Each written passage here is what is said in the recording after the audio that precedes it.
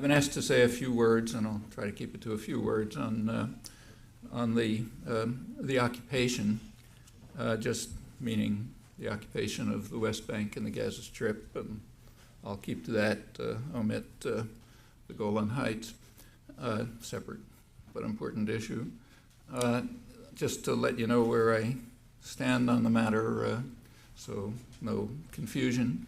I think there is a possibility now of a diplomatic settlement, pretty much in accord with what has been a very long-standing and extremely broad international consensus since the mid-1970s, namely a two-state settlement on the recognized international border with minor modifications. That has not been possible for one reason, because the United States has been blocking it since the mid-1970s and continues to block it, but that much is in our hands, so that could change. About 2/3 of the population supports it, but has no effect on policy. The one formulation of that, there are various formulations of this proposal. One of them, the most reasonable one on the table, I think, is the so-called Geneva Accords being discussed in Geneva right now. Most of the relevant countries have lent support to it. The U.S. is notable by its absence, as usual. In my view, this is, I'm not suggesting it's a wonderful agreement. I don't think it is. I think it's the least unpleasant of the realistic alternatives, at least for the short term. Maybe it can lead to something better later on. But that's just so you know where I stand, and you can triangulate as you like. I will review briefly, that's all I'll do, in fact, some of the steps leading up to this. For many of you, this should be familiar. In fact, for everyone, it should be something you learn about in elementary school. So I apologize for saying things that should be at least well known, and would be if we valued our freedom, but unfortunately are not well known, in fact, barely known. So let me quickly review. As I said, by occupied territories, I will refer to, take as a starting point, the effective international border as it was settled in 1949. That border, what's called the Green Line, divides the Palestinian state that was recommended at the UN resolution 2 years earlier. It divides it roughly in two, almost exactly in two. Half of it was taken over by Israel. That part is called Israel, and it's not under contention. The other half was taken over by Jordan. That's what's called the West Bank, and that's the part that's under contention. So that partition is essentially finished as far as the international community is concerned, and it's not debated. The border stayed that way until Israel invaded in 1956, but was compelled by the U.S. to withdraw. In 1967, Israel again invaded, this time with U.S. support, and conquered the Sinai, the West Bank, and the Golan Heights. That's the situation as it is now. What I'm referring to now as the occupied territories, again, are the West Bank and the Gaza Strip. In November 1967, the Security Council accepted a U.S.-initiated resolution, UN 242, which called for a settlement on the international border, on the Green Line, in the U.S. official version, with minor and mutual adjustments, but essentially on the Green Line, so maybe straighten out a curved border or something like that. That was the U.S. position. It was adopted by essentially the world. Notice that that resolution was completely rejectionist. It said nothing about Palestinian rights. They're not mentioned. The only reference to Palestinians is a vague allusion to unspecified rights of refugees. That remained, at that time, in 1967, the resolution was, it called essentially for peace, full peace treaty in return for full withdrawal, minor modifications and mutual ones. Israel rejected the withdrawal. The major Arab states rejected peace. Things were at a standstill until 1971, when Egypt broke the ice by offering Israel a full peace treaty, complete peace treaty in terms of official U.S. policy, in return not for withdrawal, but for partial withdrawal, that is, withdrawal from Egyptian territory. The Egyptian offer said nothing about the West Bank, about the Palestinians, the Golan Heights. It said in return for withdrawal from Egyptian territory, Egypt would accept a full peace treaty. Egypt is the major military force in the Arab world. With Egypt out of the conflict, the military aspect of the conflict would have essentially been over. Israel understood that we have a lot of Israeli internal documents from the period, some of them secret then, some public, and they're consistent. They understood that there could be full peace at this point and integration into the region, but Israel decided to reject the offer because they preferred expansion. Expansion at that time meant into the Sinai. That was the crucial area. Israel this is a labor government, Golda Meir labor government, was expanding into the northeast Sinai, from which thousands of the farmers had been expelled, driven into the desert behind barbed wire, their towns, mosques, and so on, leveled in preparation for the building of an all-Jewish city called Yamit, which was a major project at the time. The crucial question was how the United States would react. As always, the United States is what one astute Israeli commentator, one of their major political commentators, really recently described as the boss man called partner, which is essentially accurate. So the question is how the boss man called partner would react. The boss man had an internal debate. It was won by Henry Kissinger, and the U.S. government decided to abandon its former position and accept Israel's position, and to follow what Kissinger called a policy of stalemate. Stalemate means no negotiations, just force.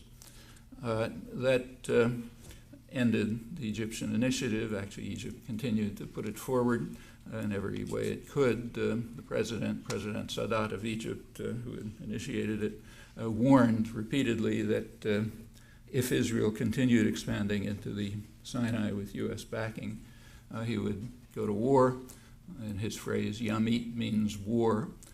Nobody took him very seriously. It was a period of enormous triumphalism in both Israel and the United States. Egypt was assumed to be a basket case, and it was just disregarded. In 1973, to everyone's astonishment, Egypt did go to war, and to everyone's greater astonishment, turned out to be militarily highly successful. It was a very close thing for Israel. In fact, for the world, the United States declared a nuclear alert, and it was pretty tense could have been a superpower conflict, meaning the end. At that point, Kissinger recognized that Egypt can't simply be dismissed, and he initiated what was called his shuttle diplomacy, moving up and back and trying to arrange some sort of ceasefire. Without going through the details, that led finally to the Camp David agreements of 1978, in which the United States and Israel accepted Sadat's 1971 offer. Except that at that point, the offer was much less acceptable to the U.S. and Israel than it would have been in 1971, because by then the Palestinian issue was on the table. So the new Sadat offer in 1978 was that Egypt would make peace with Israel if Israel withdrew from Egyptian territory, Sinai, and also recognized Palestinian rights. That was new, not in 1971. The way this is described in the United States, it's called, and in fact in the West, thanks to the power of U.S. propaganda, it's described as a diplomatic triumph of the United States. In fact, President Carter just got a Nobel Peace Prize for it recently. Actually, it was a diplomatic catastrophe for the United States. It was an acceptance of a harsher version, from their point of view, of an offer that was on the table in 1971, which Washington had rejected, leading to a major war, almost destruction, years of tragedy and torture, and finally the U.S. Came around and accepted it. But history is written by the victors and the powerful. It doesn't necessarily have much relationship to what happened. You can check and see if you agree that that's what happened. And there's not really any controversy. The documentary record is very straightforward. By 1978, as I mentioned, by 1978, the Palestinian issue was on the table. That reached the international agenda in 1976, January 1976, when the Security Council debated a resolution calling for a political settlement on the international border, but now different from UN 242 because it called for a Palestinian state in the territories that Israel would evacuate, the West Bank and Gaza. There was a very broad international support for that. It was supported by all the Arab states, major Arab states, by the PLO, in fact, pretty much by the whole world. The U.S. vetoed it. A U.S. veto typically is a double veto. It doesn't happen, and it's vetoed from history. So you have to work hard to find out about it. That was the first overt U.S. step to block the international consensus, which still persists. Same international consensus, same blocking. Well, I won't run through the rest of the record, but from that point until the present, the United States has continued to intervene unilaterally, vetoing Security Council resolutions, voting against similar General Assembly resolutions, usually alone. Alone means with Israel, sometimes with the Marshall Islands or someone else who's picked up, but essentially unilaterally, and has also blocked all other initiatives. There have been a whole series of diplomatic initiatives, all blocked by Washington. That continues to the present. In 1991, just to move to the next step in the diplomacy, after the first Gulf War, the U.S. felt that it was in a position to, it had made it clear in the First Gulf War that the U.S. was going to dominate that region by force. Everybody else understood, everybody backed off. The U.S. was in a position to ram through its own unilateral agreement, so it assumed. The Madrid conference right after the Gulf War was called to institute the U.S. position. There was, however, a snag. There was an authentic Palestinian delegation headed by the most respected figure in the occupied territories, Haider Abdel Shafi, a conservative nationalist, honest, renowned for his integrity and highly respected, and he simply refused to go along. He headed the Palestinian negotiation team, and they simply refused to accept the U.S.-Israeli demand that a settlement, a political settlement, permit continued U.S.-backed Israeli moves to settle and integrate as much of the occupied territories as they wanted. That was the point on which the negotiations blocked. They got around that thanks to the Palestinian leadership outside Palestine. It's called the Tunis leadership, the PLO and Yasser Arafat, who decided to undercut the Palestinian negotiating team and agree to a political arrangement which would permit continued Israeli settlement. That means U.S. funded and backed Israeli settlement in the occupied territories and further integration, building infrastructure and so on. That was called the Oslo Agreement, highly praised here. Grand meeting on the White House lawn, the day of awe, according to the Boston Globe. If you read the terms of the Oslo Agreement, the Declaration of Principles, it was completely obvious what was happening. The terms did refer to UN 242, but they left out all other UN resolutions which called for Palestinian national rights. Remember, UN 242 is completely rejectionist, nothing about the Palestinians. So the Declaration of Principles described the permanent settlement, the long-term settlement that they were going to reach, as based solely on UN 242, hence offering nothing to the Palestinians. And there was nothing in it about any bar to continued U.S.-backed Israeli settlement and integration programs in the occupied territories. The Palestinians did have a role. The Palestinian Authority was set up. Its role, as Prime Minister Rabin pointed out with great pleasure, was its role would be to control the Palestinian population by force and violence and terror. Could be as brutal as it wanted, as corrupt as it wanted, didn't matter, as long as it kept the Palestinians under control. As Rabin put it in his usual gentle way, they would be able to control the Palestinians without concern for human rights organizations, the Israeli High Court, mothers and fathers who don't like what's happening, what their children are doing, and so on and so forth. Standard colonial procedures, very familiar in the history of colonialism. The imperial colonies are almost always run by collaborators, not by the imperial country.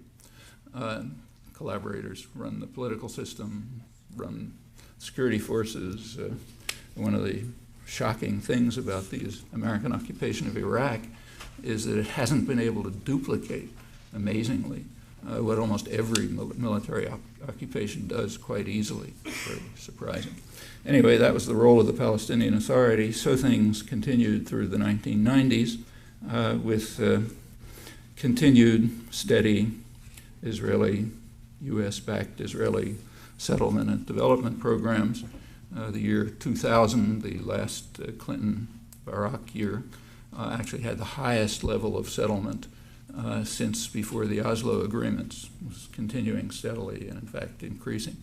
And that's the core, has been the core of the territorial problem. There are other problems, but keeping just to the occupation, it's a territorial issue, and that's the core of it. Camp David, there was another Camp David meeting in summer of 2000 where proposals were made. They were very highly praised in the United States as extremely magnanimous and generous and marvelous offer, which the Palestinians turned down because they want to kill all the Jews or something like this. There's a very easy way to test that thesis, which was essentially unanimous in U.S. Journalism and commentary. The easy way to test the thesis is to look at a map. It seems obvious. If it's a magnanimous, generous offer, then the map ought to show it. Well, that's not so easy, it turns out, because no one has been able to find a single map in the entire U.S. media. It's not that they were hard to find. I mean, they're available in the standard scholarly sources, which the press and commentators use when they want to. They were there in the Israeli press. They were there in critical literature. If you came to talks of mine and others, we described the maps. So they were there. They just weren't presented. The reason why they weren't presented is that it's pretty clear when you look at them. The generous offer broke the West Bank into essentially 3 separated cantons, a northern, central, and southern one, divided from one another by Israeli settlement and huge infrastructure projects. All three of them pretty much separated, virtually separated from a small part of Jerusalem, the fourth West Bank canton. That's traditionally the center of Palestinian commercial, cultural life, health services, and so on. So 4 West Bank enclaves separated from Gaza, the future of which was unclear. So that's what many mainstream Israeli commentators rightly called a kind of a Bantustan settlement, referring to the South African model, which was in fact a conscious model, I should say. Well, magnanimous from some points of view, not from others. Just to be fair to Clinton and Barak, one should say that it was a considerable improvement over the existing situation.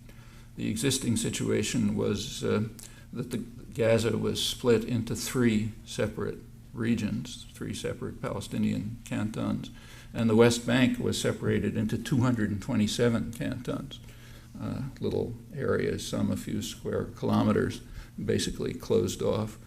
And this was going to improve it to 4 cantons in the West Bank and presumably 1 in Gaza. So it was an improvement. It's worth remembering that 227 and 3, because the current roadmap, of the quartet, it's usually called the U.S. roadmap, calls for, out in the distance sometime, a return to the status quo as of 2000. So therefore, it's interesting to remember what the status quo was in 2000. 227 Palestinian cantons in the West Bank and 3 in Gaza. That obviously wasn't going to go anywhere. However, negotiations did continue. After the Intifada broke out shortly after, negotiations continued in Taba, in Egyptian city in Taba, in 2001, in January. There were informal but high-level negotiations between Palestinian and Israeli negotiators, and they reached a tentative agreement, which is available if you're interested in the Israeli press and the European press. I don't think there's never seen any discussion of it in the United States, except again around the periphery, dissident literature. There's a detailed description of it by the European Union Observer, which is accurate. It was accepted by both sides, published in the mainstream Israeli press, and it's a clear improvement over the impossible Geneva Accords. There were still points of disagreement, territorial points about, Israeli salients breaking up the West Bank and so on, but it was a step towards a more equitable resolution of the territorial problem. Well, that was terminated. Those negotiations were terminated by Israeli Prime Minister Ehud Barak right before the Israeli elections. It was thought that ended it. We've recently learned that the negotiations continued, and they lead up to the Geneva Accords. If you take a look at the Geneva Accords, again, here you can occasionally find something looking like a map. They are a considerable improvement over the Taba proposals, which were themselves a very substantial improvement over Camp David. You could look at the details. That's essentially what's on the table now. It could be, I think, to go back to where I started, the basis for a serious political settlement that would at least end the cycle of violence and maybe lay the basis for something better in the future. Is it just? No, it's not just. For one reason, Israel, incidentally, abandons nothing in the Geneva Accords, 0. To be precise, it abandons a little strip of territory along the Gaza Strip, which is not very important. And in return, it takes over a piece of the West Bank. But it abandons nothing in the, that's to which it's legally entitled, at least. The Palestinians do abandon quite a bit. They abandon a stretch of the West Bank, and crucially, a large section of the Palestinians are not represented at all, namely the refugees. They're not part of these negotiations, and their rights are essentially dismissed, several million people. So, you know, in terms of justice, probably you can make all kinds of criticisms of it. I should say many old friends of mine and longtime associates have signed protests against it, which I don't agree with, because I think my own view again, and I'll stop with this, that of the realistic possibilities, it's about the only one that has any chance of being implemented. In some other universe, one could think of other things, but people who are suffering and miserable and tortured can't live with promises of some other universe. They have to have solutions in this universe, at least in my view. Anyhow, that's where things stand now and how they got there as I understand it. So let me stop and turn it to you.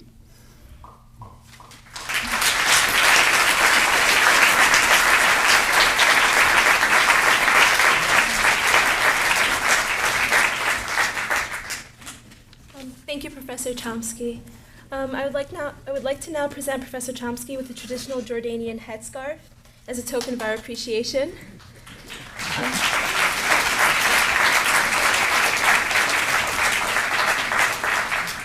Recently, people have been associating these headscarves with terrorists and terrorism. This is unfortunate, and we would hope to fight this stereotype and reassociate these headscarves with their true cultural significance. I would now like to open the floor for questions.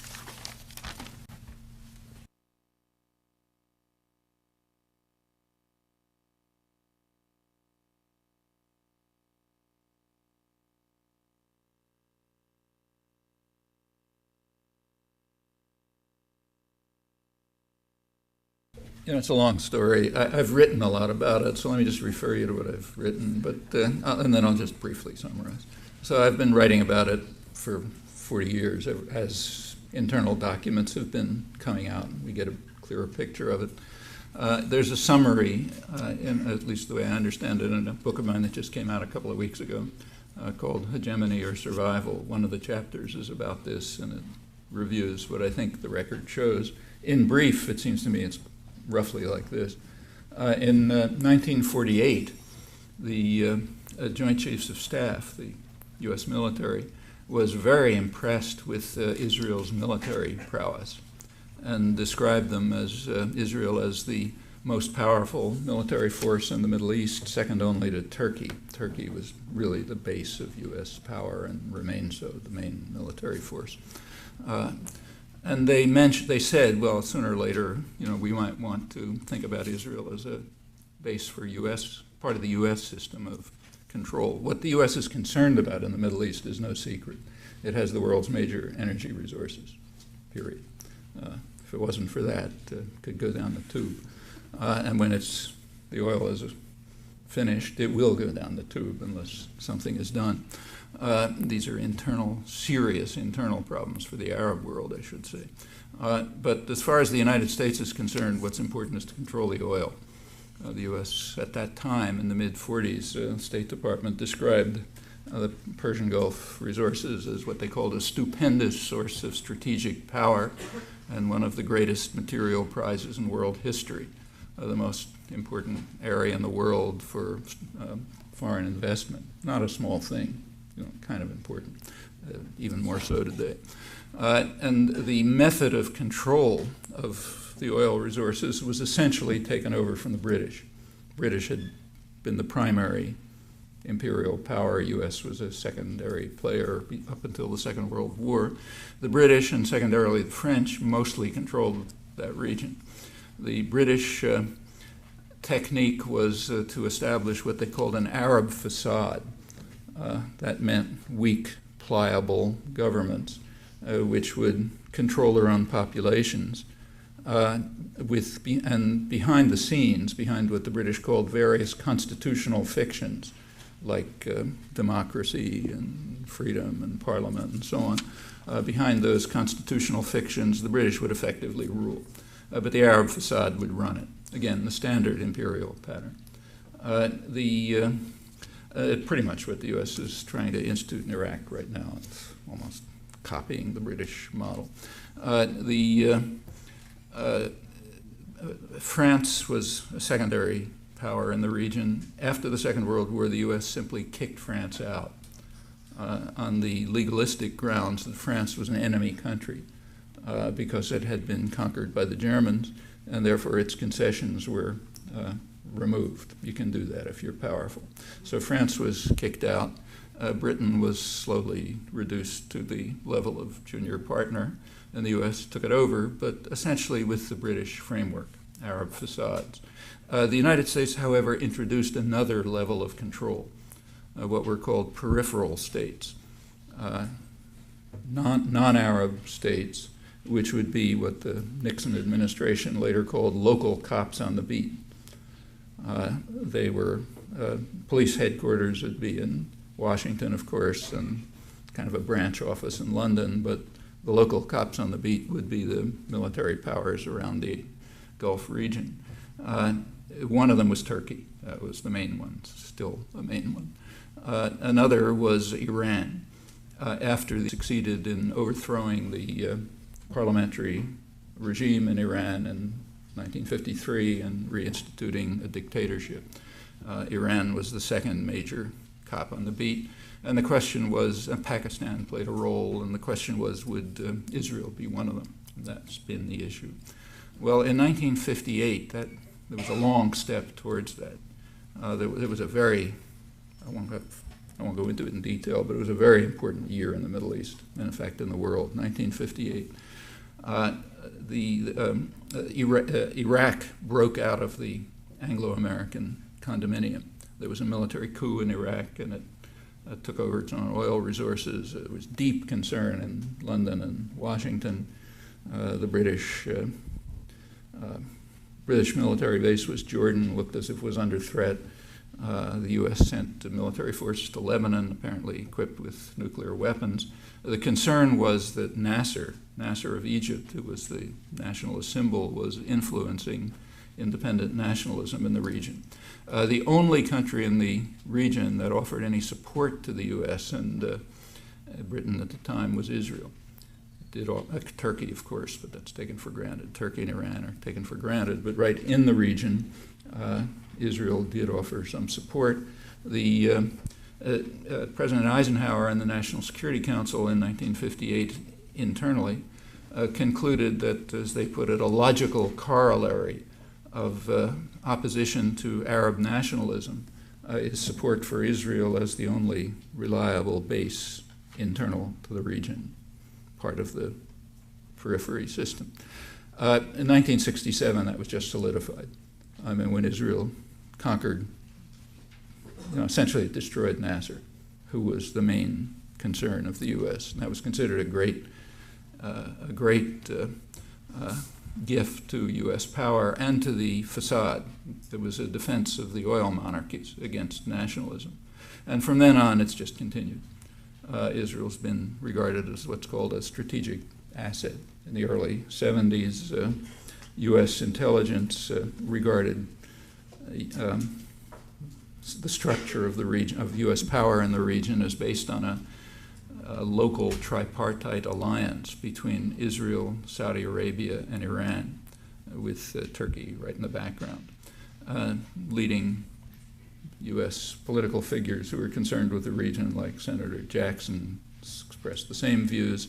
In 1959, the Shah was overthrown. Iran went off, became an enemy, and that just meant the role of Israel was more important.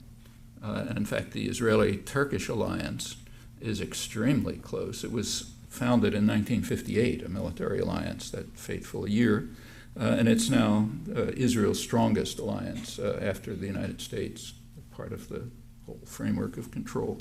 By now, Israel's become virtually a U.S. military base. It's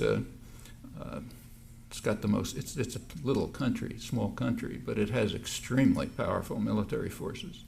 It has hundreds of nuclear weapons, other weapons of mass destruction. It's, according to its own military sources, its air and armored forces are larger and technologically more advanced than any NATO power outside the U.S.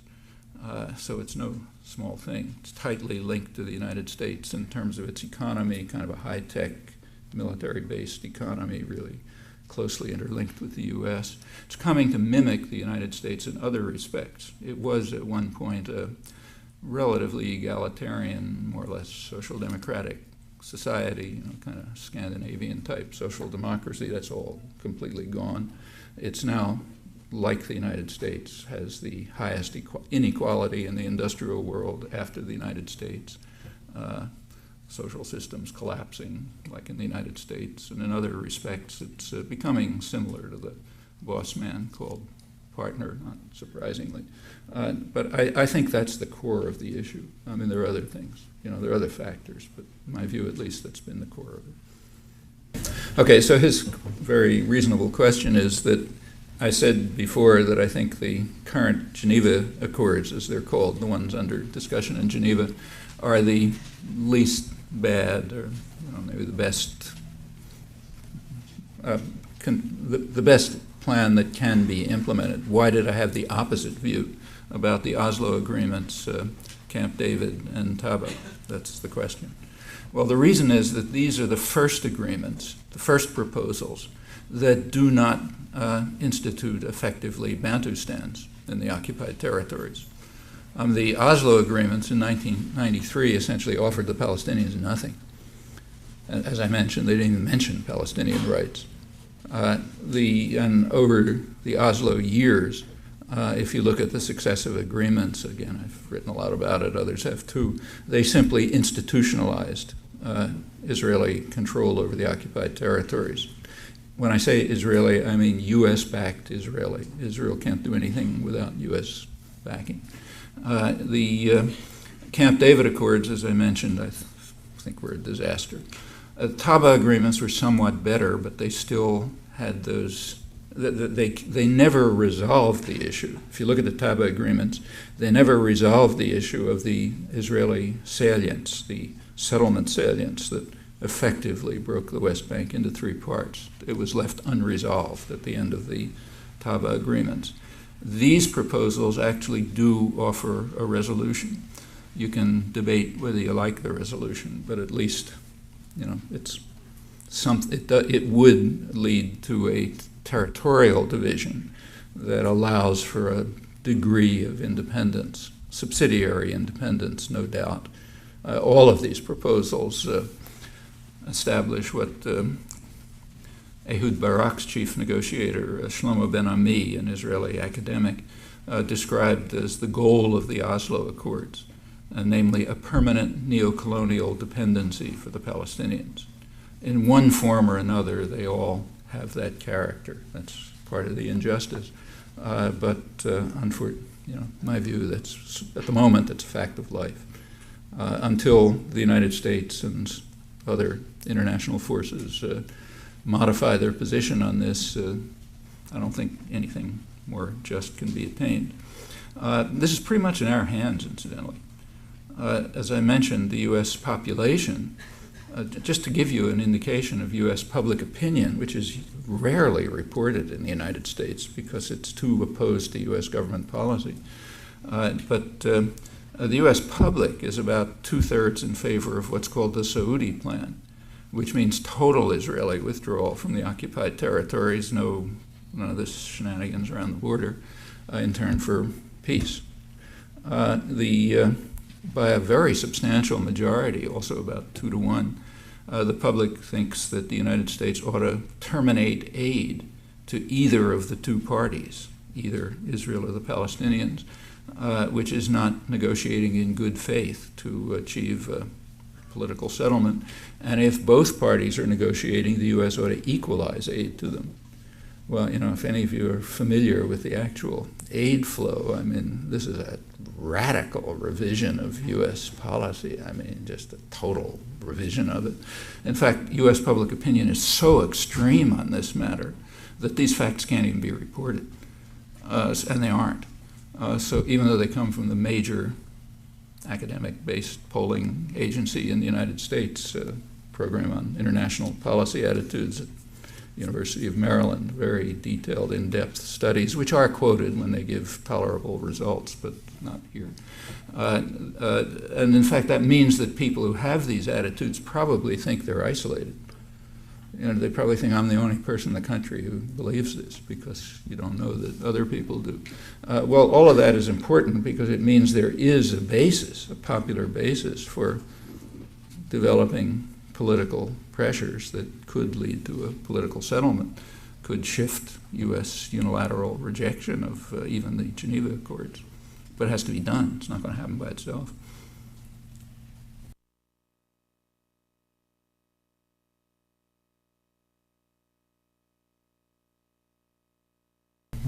Well, actually, I haven't read the book, and to tell you the honest truth, I haven't read anything of his since for the last 30 years, ever since he was publicly exposed, very publicly, in the Boston Globe, as a liar and a fraud and a fanatic opponent of civil rights. It's all in print. I can give it to you if you like, but since then I frankly haven't bothered. The question was, have I read Alan Dershowitz's book, and what do I think about what he said about me? And, yeah. All right, that was, as far as I was concerned, that was settled 30 years ago, and I haven't really bothered since. It's astonishing to me that he's able to survive the publication of what happened then. You can look at it if you like, but if you like, I'll describe it to you. The book itself I've seen parts of because people sent me pieces, and it's just complete fraud. I mean, not even worth discussing. I don't like to give general comments without details in front of me, but if you can think of anything that ought to be commented on, I'd like to hear it. Yeah. He especially attacked, or actually claims that he could use historians that you rely on, such as Morris, to disprove your points. Yeah. Well, actually, he's referring to, it's interesting what he does there, at least what was sent to me. I assume what was sent to me by several people, including his associates, was accurate. It's all the same. He quotes something from a talk that I gave at Harvard about a year ago. He doesn't quote from the talk, which is about a totally different... First of all, quoting from a talk is already childish and ridiculous. Nobody does it, especially when a ton of material's in print. But he didn't quote from the talk. He quoted from the Q&A, which is even more ridiculous. He quoted a comment that I made about Benny Morris in the Q&A, which was, of course, from memory, and it wasn't part of the talk. Turns out the quote was almost a word-for-word paraphrase of what Morris actually said. Okay, so what he quoted was a comment of mine in informal Q&A referring to Benny Morris, and in fact, almost precise, so close to accurate, it could have been in a scholarly article and no one would have noticed it. It wasn't a quote, of course, it was a paraphrase, but it happened to be almost verbatim. And that's what he says he can refute, citing Benny Morris. And I'll give you the wording if you like, but that's the way it continues. It's a joke. Well, the question had to do with Russian policy throughout this whole period and the U-turn in it in recent years. Actually, there's been no U-turn. Russian policy throughout this period was right in the heart of the international consensus.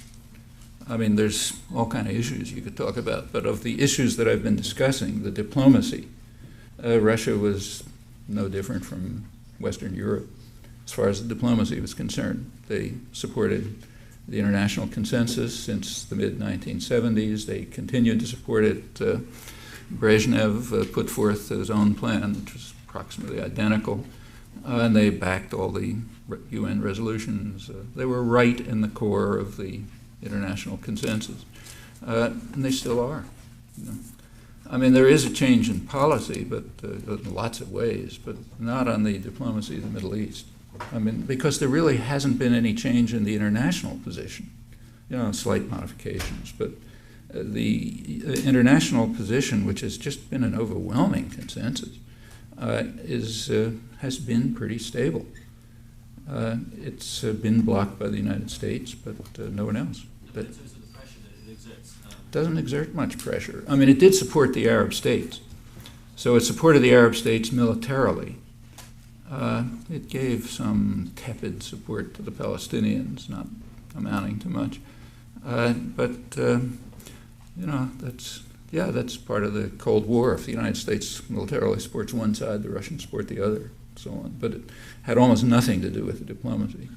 Israeli military power was backed by the U.S. and Turkey and so on. It was just overwhelming. As I mentioned, by now Israel was more powerful than any NATO power.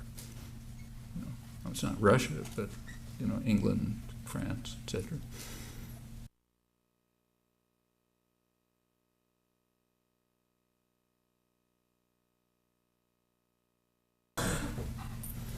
Well, I mean, there are unpleasant things going on in the United States and internal to Israel, but by comparative standards, by world standards, the United States and Israel for Jews are both very free societies.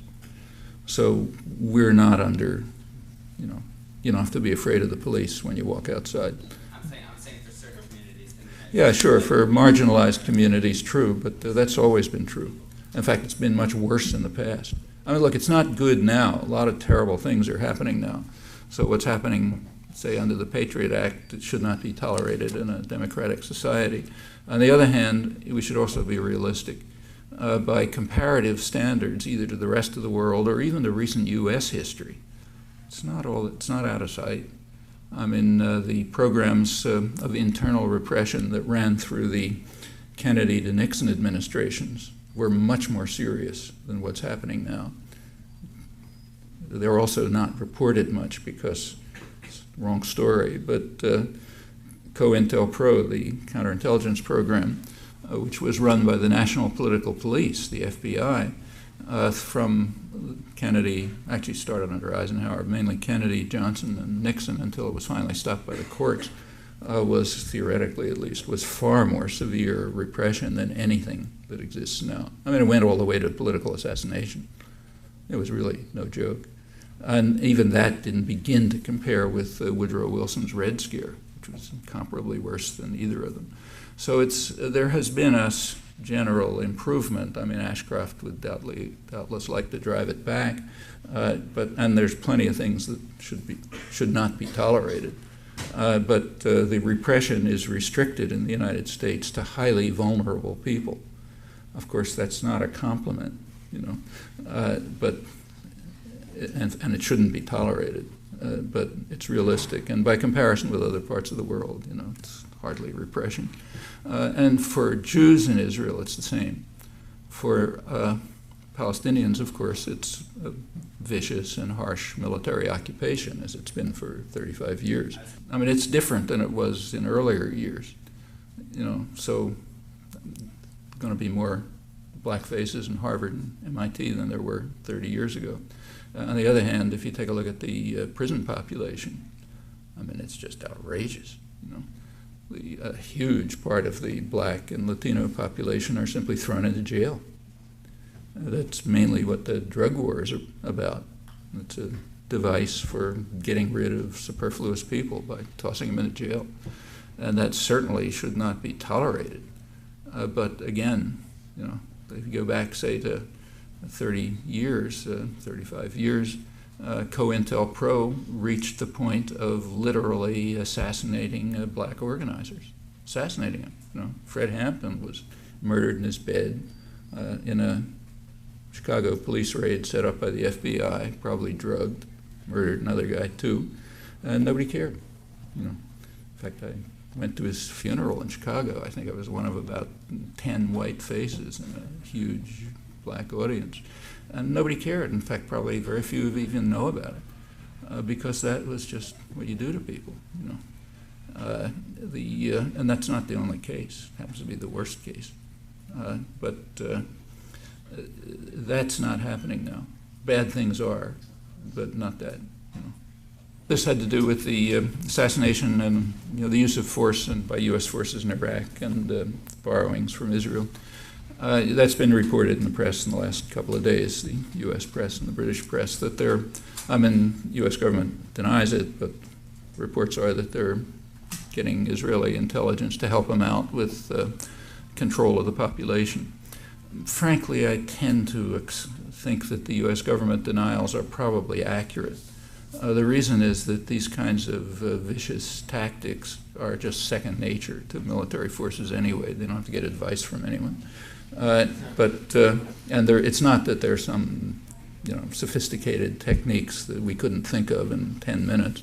There's a limited number of ways of controlling people by violence. So maybe the denials are accurate, but it's probable that they're interacting. If you want to know what it is, they're telling you straight out, so there's nothing for me to say. There was a front page story, the lead story in the New York Times 3 or 4 days ago, a couple of days ago, was by Dexter Filkins.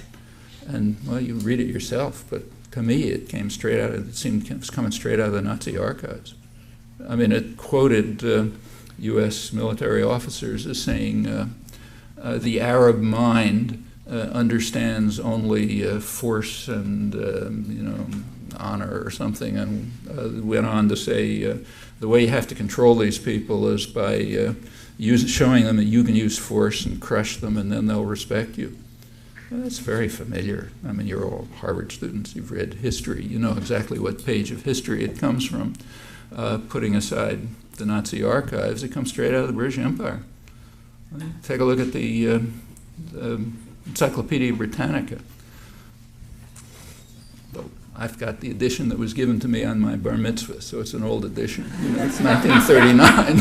But if you look at the 1939 edition of the Encyclopedia Britannica, and you look at the section on India, it's written by some British military officer who describes how the Punjabis, the military caste in India, enjoyed being beaten up. And when the British beat the shit out of them, they really respected the British for that.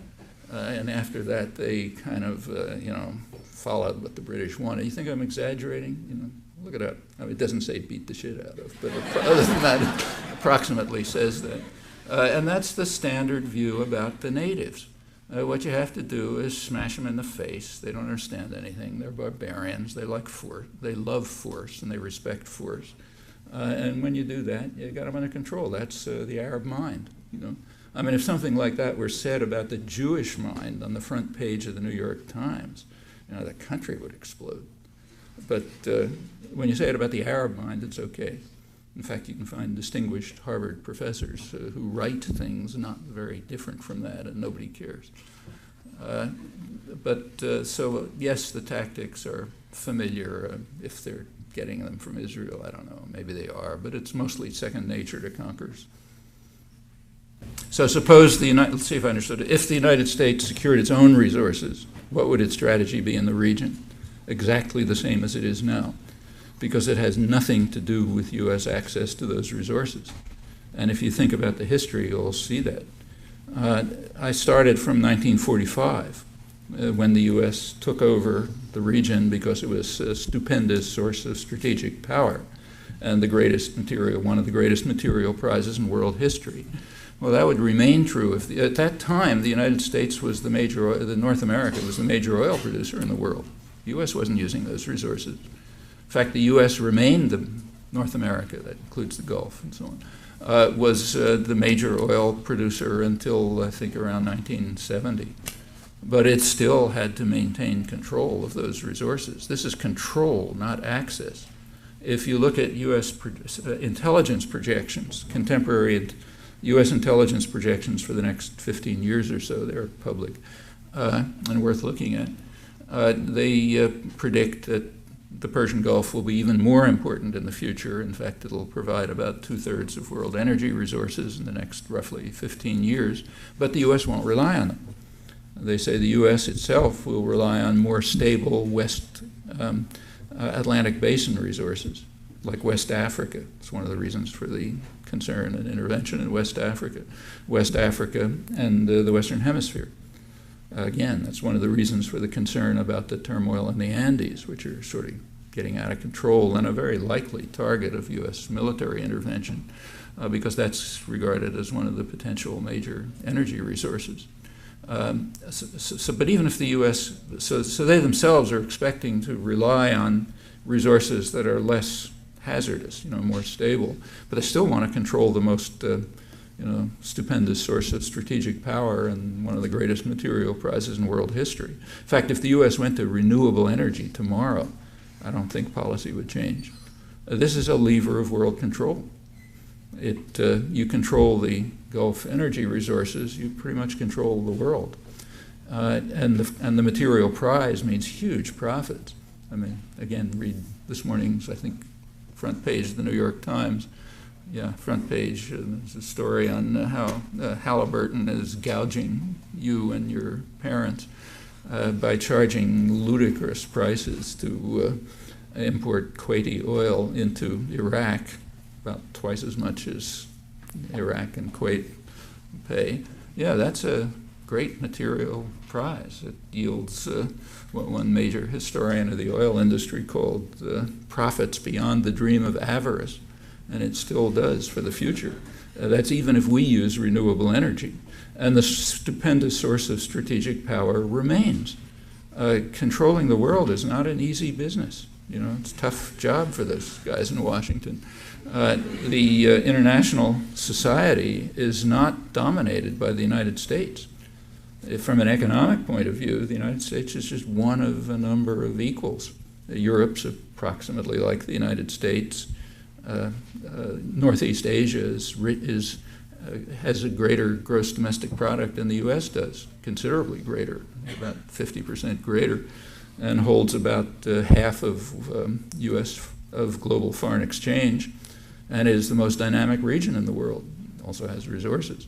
Actually, Laura Tyson, who was chair of the Council on Economic Advisors under Clinton, just described, a couple days ago, described the world economy briefly, very succinctly, in 4 words.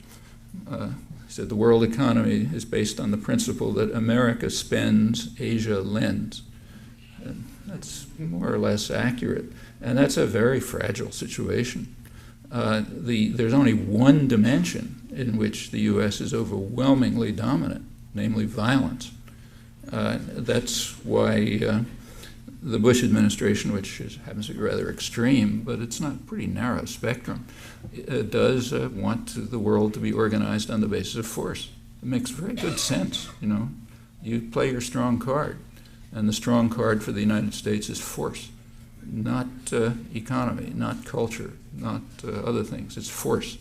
The U.S. spends roughly about as much as the rest of the world combined in military force, and is technologically far more advanced. Right now at the United Nations, if we had something like a free press in the country, what you'd be reading on the front page is what's going on at the General Assembly right now.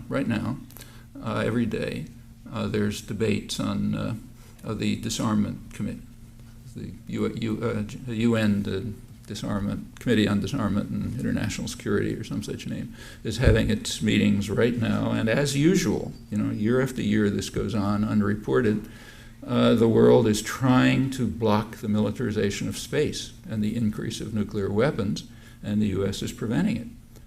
That went on under Clinton. It's going on now. The U.S. is moving on to militarization of space, which is extremely hazardous, may destroy all of us. That's no joke. Right after the U.S. announced the National Security Strategy in September 2002, the invasion of Iraq, same time, 2 months later, the Space Command publicly announced its plans for the next, I forget, 10 or 15 years, in which it said that the U.S. will move from control of space to ownership of space. Well, those of you who've read the National Security Strategy know what that means. We don't just control the world, we own it. And space we're going to own, which means nobody else gets near it. It's going to be used for platforms for offensive weapons, highly destructive weapons, nuclear, non-nuclear. They've adopted a first strike doctrine. The world's under complete surveillance. Hypersonic drones tell you if somebody's crossing the street in, Delhi or something like that. In theory, what's being worked on are systems which would enable a command post in the Colorado mountains to instantaneously attack and destroy any target in the world without warning. and they hope with impunity. Reduces the need for forward military bases, which cause various problems. People don't like them. That's, sitting right there. So yes, the dimension of force is the dominant dimension, and the control over energy resources is a crucial part of this. 50 years ago, George Kennan, one of the top planners then, pointed out that control over Middle East oil gives the United States what he called veto power over, he was thinking of Japan at the time, but in fact everyone. A lot of the maneuvering in the Middle East and Central Asia, if you really look at it closely, is about the direction in which the pipelines will go and who's going to control production and transit routes. And that has to do with controlling Europe and Asia, Northeast Asia particularly, who understand it perfectly well. So they've been looking for their own independent access to energy resources all along. A lot of the maneuvering is about that. Again, in this morning's New York Times, you can read Paul Wolfowitz's memo saying that Germany and France will not be permitted to take part in what's called the reconstruction of Iraq. Well, partly that's just a reflection of the unbelievably passionate hatred of democracy by Wolfowitz and the Bush administration and others like them. I mean, they're furious at France and Germany because France and Germany, the governments took the same position as the overwhelming majority of the population, so therefore they have to be punished. The good guys like Italy and Spain, the government overruled an even larger majority of the population, so they got to be rewarded. It's kind of intriguing about the U.S. intellectual community that this can go on alongside of,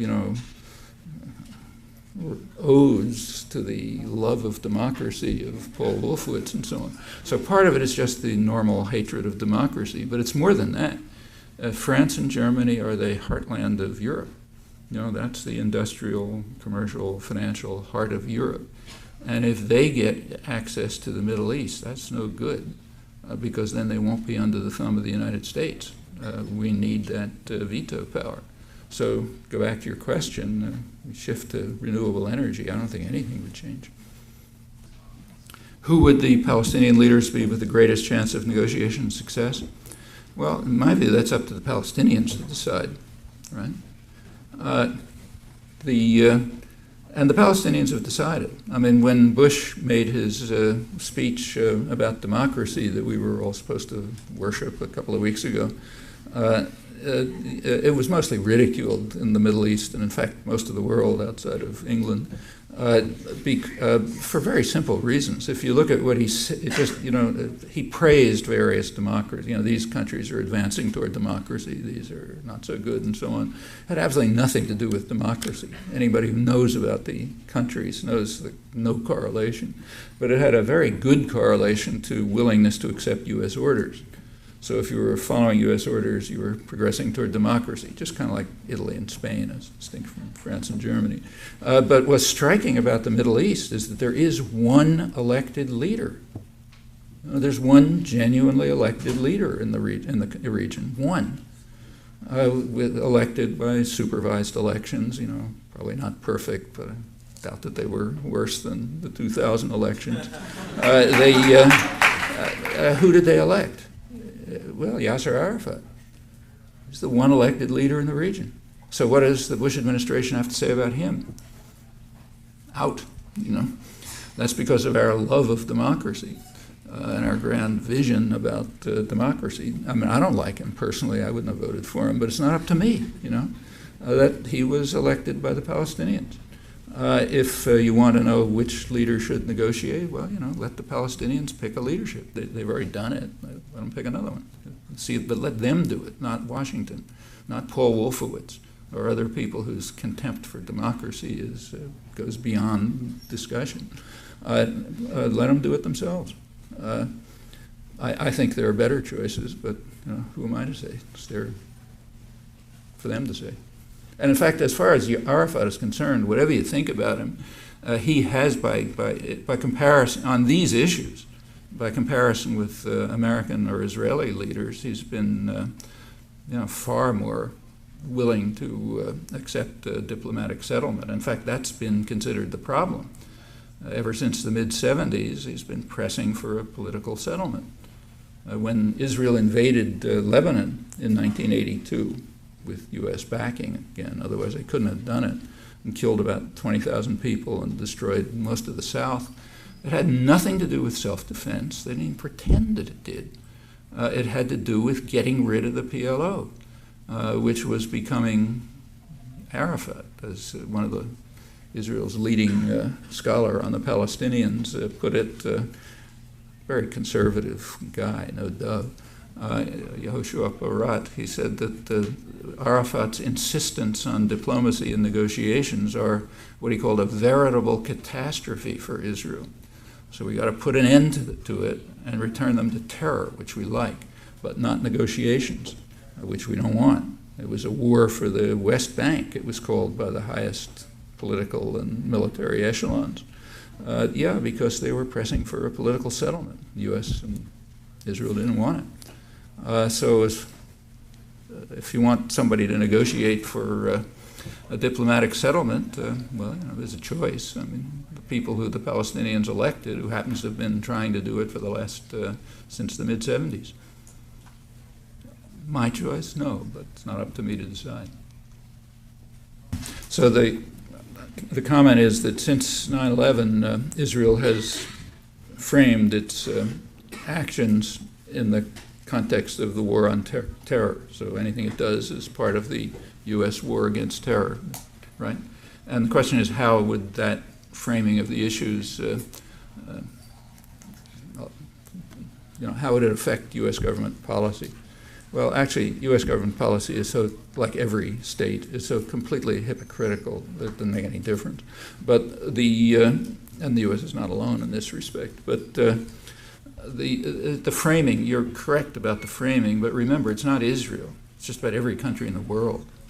So Russia, for example, was carrying out vicious atrocities in Chechnya, immediately reconstructed what it was doing as part of the war on terror, figuring they'd get a pat in the head from Washington, which they did. So the U.S. now supports openly the Russian monstrous atrocities in Chechnya. And every other government in the world did approximately the same thing. I mean, Israel and the West Bank, Indonesia and Aceh, everywhere. Other governments like the United States or England, and in fact most, instituted some kind of repressive legislation to control their own populations, usually called Protection Against Terrorism Acts or Patriot Act or something like that. Had almost nothing to do with terrorism, had a lot to do with population control.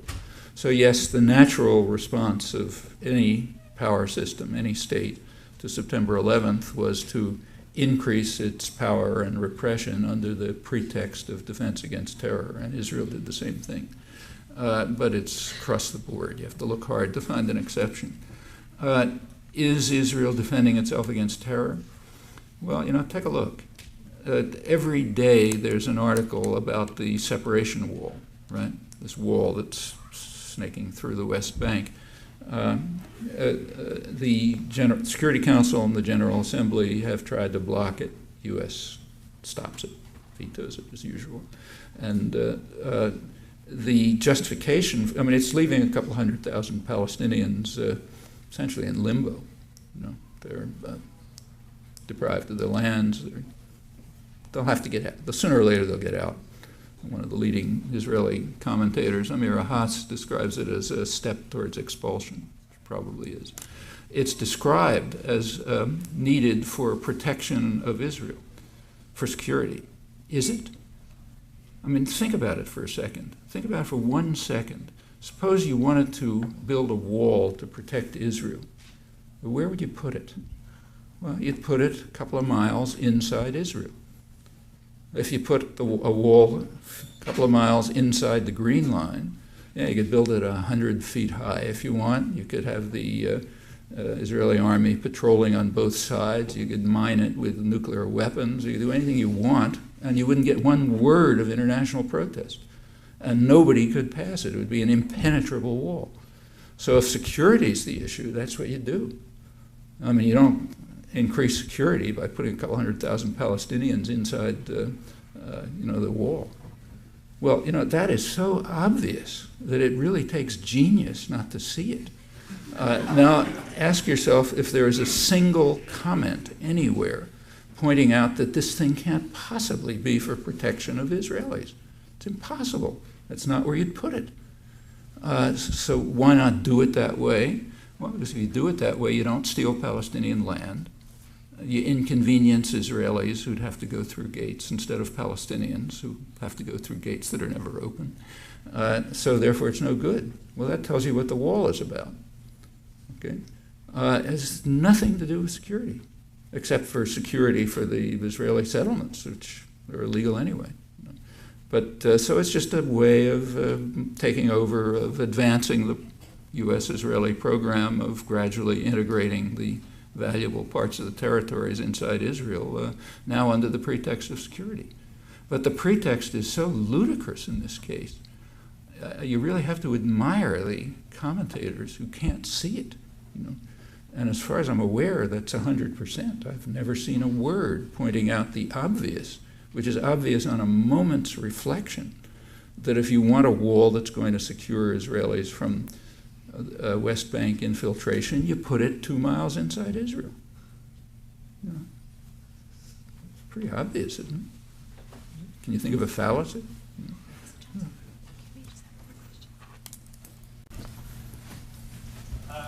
Thank you very much, Professor Chomsky. If I could just give a plug, a lot of the sources which you quoted from recent news stories are on that website. So it's a good resource because Professor Chomsky can't be here for all of us every day. Just my one question. The Associated Press this morning, and this has been going on for a while, talked about how OPEC is thinking of changing to the euro. Is this a big deal? Or is it it's a big deal. It's a very big deal.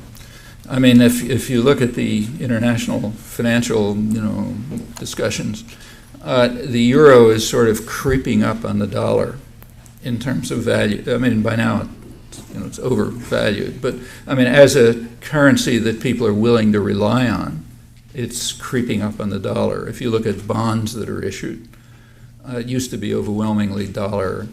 Now it's close to 50-50 dollar-euro. And in many respects, the euro is a more stable currency, safer currency. So Europe, for example, doesn't have the huge U.S. trade deficit.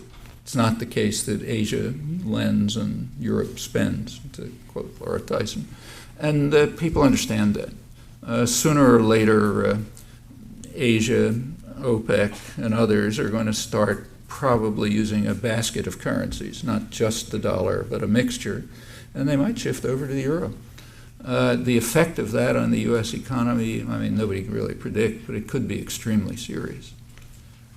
The U.S. economy is a very fragile system. It's a very rich country and enormous advantages. But the way it's being handled economically is just a disaster. And the world knows it. They're willing to support it for some time, but when that'll break down, nobody knows. And the potential that OPEC might switch to, even in part, to the euro, as it might do, is serious. In fact, that's one of the reasons, I think, why the U.S. wants to ensure military control over the region, so that the facade doesn't get any funny ideas. I'm afraid I'm going to have to leave. Sorry.